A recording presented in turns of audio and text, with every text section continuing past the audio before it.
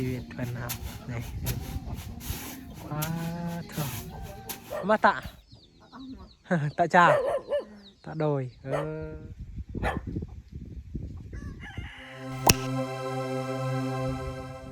สบายดีทุกคนสบายดี FC ทุกคนที่กำลังติดตามและรับชมคลิปวิดีโอของบอกคุยอยู่เนาะเอ้าวันนี้บอกคุยกับฮอดบ้านอาวองสิเลาะชมชนบทดังเดิมของหมู่บ้านอาวองหมู่บ้านอาวองนี่ยังเป็นวิถีชีวิตแบบดังเดิมและก็เฮือนสารบ้านซองเขาเจ้านี่ก็หาดูยากกันนะทุกคนเขาเจ้าเอาหญ้ามุงเนาะเดี๋ยวบอกคุยเข้าไปหมู่บ้านเขาเจ้าแถวนี้เนาะให้พี่น้องได้รับชมไปนำกันเอาโอเคจังได้กับพักพี่น้องติดตามไปนำกันไปเอาโอเคทุกคนเดี๋ยวนี้บอกคุยกับสิพาพี่น้องมาเบิ้งเฮือนสารบ้านซองของคนแถวนี้เนาะก็คือเขาเจ้านี่ใช้ชีวิตยังเป็นแบบดังเดิมมาลีนะทุกคนอันนี้ก็คือบ้านที่อยู่ภูดอยเนาะในเขตภูดอยนี่เบิ้งเฮือนสารบ้านซองเขาเจ้านี่แต่ว่ายอมรับเลยว่าหมู่บ้านเขาเจ้านี่สะอาดอลีนะทุกคนจะบ่มีขี้เหงื่อทิ่มสะสายนะแต่ว่ามีแต่ใบไม้น้อยนึงก็เป็นเรื่องปกติของเขาเจ้าเพราะว่าเขาเจ้าก็อยู่ภูดอยเนาะต้นไม้ก็ยังหลายนี่เบิ้งเขื่อนสารบ้านซองเขาเจ้านี่ก็โตนี่นะทุกคนพอบรรยากาศงามมาลีนะทุกคนนี่ ทางนี้ก็จะเป็นภูผาป่าไม้เบิ้งธรรมศาสตร์นี่บรรยากาศไปทรงเฮือนแบบนี้ในส่วนลายหาดูยากเลยนะทุกคนโดยเฉพาะแถวในเมืองหรือว่าแถวท่องเพียงนี่ก็หาดูยากเลยนะทุกคนนี่เบิ้งเฮือนสารบ้านซองเขาเจ้าแต่ก่อนนี่มีหลายอลีทุกหมู่บ้านหรือว่าทุกเขตที่เบาคุยได้ไปก็มีแต่ทรงเฮือนแบบนี้มันเขาเจ้าเอาหญ้านี่มุงแต่ว่าปัจจุบันนี่ก็ยังมีแต่ว่ามีน้อยแล้วนะทุกคนบ่มีหลายอันนี้ก็คือทรงเฮือนแบบเก่าแก่แต่ปูตายาเขาเจ้าเห็ดแต่ก่อนเนาะนี่เบิ้งไปทุกคนนี่เบิ้งวิถีชีวิตของคนชาวบ้านนะเจ้าป้าบรรยากาศนี่ม่วนขนาดเลยครั้งนี้ก็จะมีเป็ดไก่เจ้าลายบันชวนมาตะตะจ้าตะโดยคนชาวบ้านเจ้ากำลังเฮ็ดกินเฮ็ดเข่านะทุกคนว้าเถอะเสนาอัดตัวดุงเนาะแต่อัดใช่ปะตัวดุงเนาะตุปัดอะบ่ตุปัดนะเลยถ้าว่าอยู่ในเฮือนนี้จะมี6 คนนะทุกคนครอบครัวในเฮือนนี้เนาะเพราะว่าทำมาตะชงโนราตั้งเลยมันก็มาไงแปลตั้งมันจะดอกเขาถามว่าเขาเจ้าเฮ็ดยังหมู่บ้านนี่หรือว่าในที่นี่นะทุกคนเขาเจ้าว่าเขาเจ้าเอาดอกแคมนะช่วงนี้แต่ว่าดอกแคมนี่เขาเจ้ายังบ่แน่ใจว่าเขาซื้อโลเท่าใดนะทุกคนนี่นะเอากำเอิญนี่เบิ่งจุดนี้ก็จะเป็นขอกไก่เขาเจ้านี่บอลนี่ก็จะเป็นบอลที่ไก่ขอดไข่นะก็จะไปขอดที่นี่แหละเอาทุกคนเหือนซานบ้านซองเขาเจ้านี่โตนี่แหละชีวิตแบบดังเดิมนะทุกคนเอาบรรยากาศไปอยู่นี่ก็จะเป็นขอกแบ่เขาเจ้านะทุกคนขอกแบ่ไปบรรยากาศนี่คักกะลีนี่เบิ้งส่วนพักเขาเจ้าที่นี่นะนี่ทางนี้ก็จะเป็นส่วนพักเขาเจ้าเอาไปเฮาลองไปเรื่อยๆนะ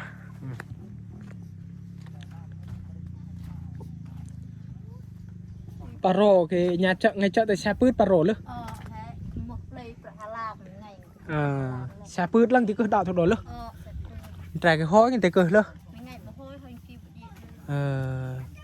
อันนี้เราเบาคุยไปแล้วได้เห็นตัวนี้นะทุกคนกระเบื้องนี่แหละเบาคุยกันยังงงเพราะว่าเส้นทางเข้าไปหมู่บ้านเขาเจ้านี่ก็ยากหลายขนาดรถจักรก็ยังไปบ่อยากรอดแล้วนะทุกคนแต่ว่าเขาเจ้าก็ยังเอากระเบื้องนี่ได้อันนี้ก็คือ แต่ก้อนนี่เขาจ้างรถใหญ่เอาขึ้นนะทุกคนแต่เพราะว่าแต่ก้อนนี้รถใหญ่ยังไปได้แต่ว่าปัจจุบันนี่กับไปบ่ได้แล้วนะทุกคนอันนี้เขาเจ้าเอารถใหญ่นี่เห็นนี่เขาเจ้าก็ซื้อกระเบื้องไว้ตามงบประมาณก่อนเพราะว่างบประมาณเฮามีแต่ซื้อกระเบื้องได้ก็เฮาซื้อกระเบื้องไปก่อนแล้วก็เฮาก็เอาไม้ทีละนิดทีละหน่อยนะทุกคนเพื่อจะได้เฮือนไม้โอ้กระบอกแมนง่ายๆไปนี่เบิ้งหลังคาเฮือนเขาเจ้านี่จะเฮ็ดวงม้นแบบสี่เลยนะทุกคนนี่เนาะเอาเบิ้งอันนี้แหละดอกแคมเขาเจ้านะทุกคนดอกแคมช่วงนี้เขาเจ้าก็จะเอาดอกแคมนี่แหละเนาะเพราะว่าดอกแคมเขาเจ้าซื้อกาบอกคุยประมาณน่าจะ15,000หรือว่า14,000ซื้อแหงอยู่ในที่นี่นะนี่เบิ้งเพราะคนชาวบ้านเขาเจ้ากำลังตำเขาเนาะเพราะว่าอยู่ในหมู่บ้านนี้บ่มีไฟฟ้าเนาะเขาเจ้าก็ต้องได้ตำเข้าแบบดังเดิมนี่เถอะเยอะจอกโรเยอะนะทุกคนทำเขาแบบดังเดิมเนาะไปบรรยากาศน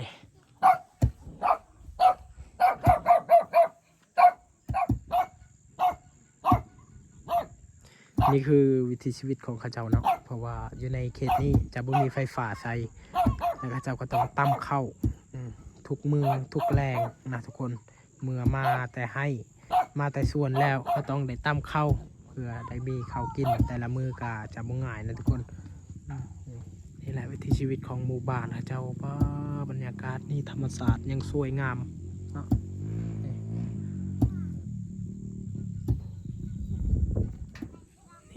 ครั้งนี้ก็จะมี2 หลังคาเฮือนเป็นเฮือนแบบดั้งเดิมทั้งนั้นเลยเฮือนมุ่งหญ้าและก็ผาเฮือนนี่เขาจะเอาไม้พุงไม้พางเฮ็ดผาเฮือนเนาะเขาเจ้าก็อยู่แบบเรียบง่ายบ่ต้องสนใจอีหยังไรเนาะนี่เด็กน้อยเขาเจ้าก็จะมาลินเนาะมาลินอยู่นี่แหละแบบนี้แหละชีวิตคนอยู่ภูดอยนะทุกคนนี่เบิ่งเอาจังใดเราก็ต้องได้ขึ้นไปเลาะอยู่เทิงอีกนะให้พี่น้องได้รับชมบรรยากาศอันนี้มีลักไฟฟ้าซื้อแต่ว่าเขาเจ้ายังบ่ได้ดึงไฟฟ้าใส่เนาะเพราะว่าเขาเจ้าก็จะบ่มีเงินที่จะเอาเข้าไฟฟ้าได้นะทุกคนบ่สามารถเอาเข้าไฟฟ้าได้ก็เลยเขาเจ้ากันยังบ่มีไฟฟ้าเดี๋ยวนี้นะนี่ครั้งนี้ก็จะมี2 หลังคาอีกนะ2 หลังคาเฮือนอีกนะนี่แต่ว่าอ้อมหอบเฮือนข้าเจ้านี่ก็จะมีต้นหมากต้นหมากม่วงไปทุกคนนี่ต้นยางโบกนำไปทุกคนเลยหมาก็เริ่มเห่าแล้วเอานี่ดอกแขมข้าเจ้านะตากอีกประมาณ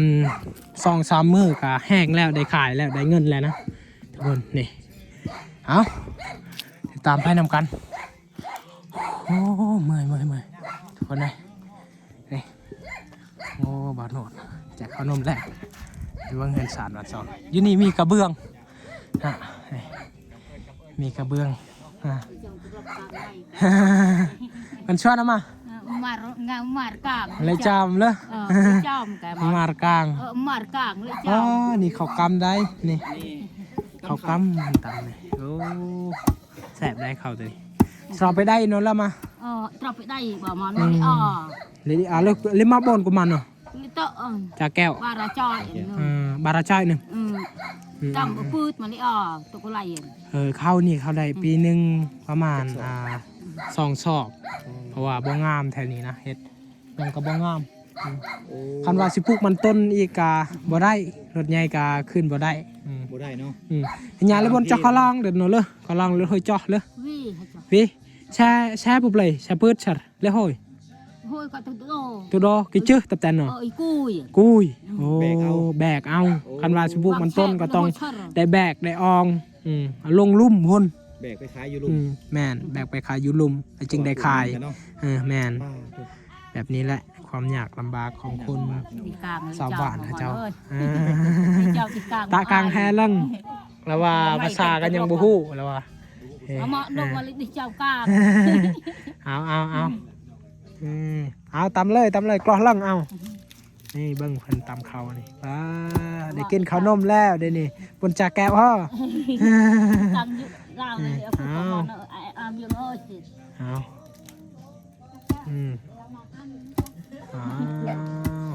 นี่แหละวิถีชีวิตคนชาวบ้านเขาเจ้าเนาะนี่นี่เฮือนสาดบ้านซองเขาเจ้านี่วางเถอะบัญชวาเนี่ยมาและปองเป็นใดและบราตัง ตั้งรับมันกันมานามัวไก่คือทุรักตังตังกำ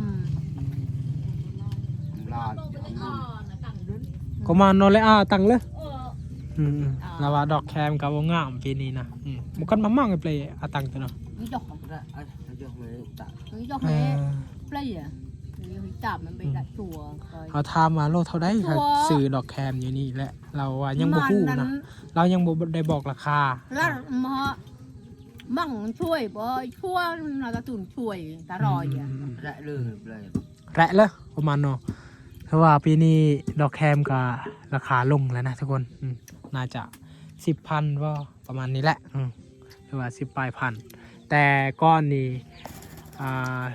เสาปลายพัน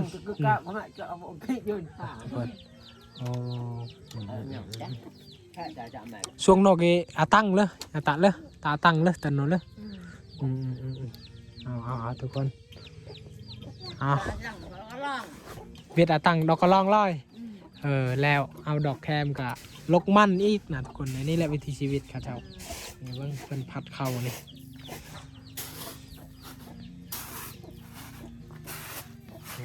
พัดเข่า มาไหมเขาออกยอดทั้งอม พัดเข่าม อนมีจุกเลยเลยยอดเรือมอนแม่อม เอาเรื่องเอานี่ชีวิตเพื่อนครับนี่ว้าเถอะนี่ทรงเหือนข้าเจ้านะทุกคนบางคนกามีแล้วข้าเจ้าก็จะเอากระเบื้องมุงแต่ครั้งนี้ยังบ่มีกระเบื้องบ่พอข้าเจ้าก็จะเอาหญ้าคือเก่าเนาะนี่เฮ็ดตามงบประมาณที่เฮามีอะไรนะทุกคนนี่ทรงเหือนข้าเจ้านี่จะเฮ็ดแบบนี้เบิ้งคันไดข้าเจ้านี่ขึ้นตามนี้เลยเข้าไปเลยอยู่ข้างในนี่เย็นสบายอะไรนะทุกคนนี่ไป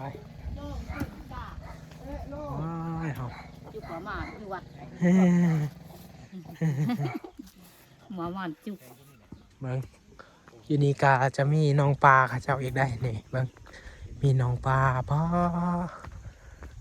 ชีวิตนี่สุขสบายอันนี้เรียบง่ายนะทุกคนนี่เบิ้งปลา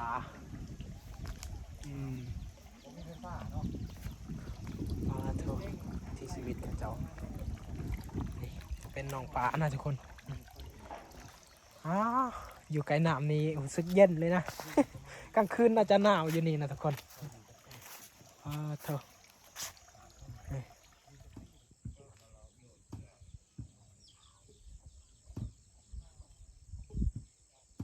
เอาโอเคทุกคนสำหรับคลิปนี้ก็บ่มีหยังไลฟ์ก็คือตั้งใจสิมาผ่าบรรยากาศแบบดังเดิมให้พี่น้องได้รับชมอีหลีนะพอคุยมานี่ก็โอ้โหยอมรับเลยว่าเส้นทางที่เข้าหมู่บ้านเขาเจ้านี่ก็ยากอีหลีนะทุกคนเส้นทางก็บ่ได้ท้ายในการเดินทางเพราะว่าบ่คุยต้องขับรถนะก็คือแบบพี่น้องเห็นนี่เลยเฮือนสารบ้านซองเขาเจ้านี่ก็จะเป็นเฮือนแบบดังเดิมแล้วก็เขาเจ้าใช้ชีวิตก็ยังเป็นแบบดังเดิมแล้วก็ใช้ชีวิตที่เรียบง่ายมากนะก็ต้องขอบคุณหลายๆพี่น้องทุกคนที่ได้ติดตามและรับชมคลิปให้กำลังใจเบาคุยมาตลอดเบาคุยขอฝากไปน้องกดไลค์กดแชร์กดติดตามเบาคุยหน่อยเด้อเพื่อเป็นกำลังใจเบาคุยให้คลิปต่อไปทุกคนเอาคลิปนี้ก็ขอจบไปเพียงเท่านี้ก่อนทุกคนบ๊ายบายเจอกันคลิปต่อไปเด้อ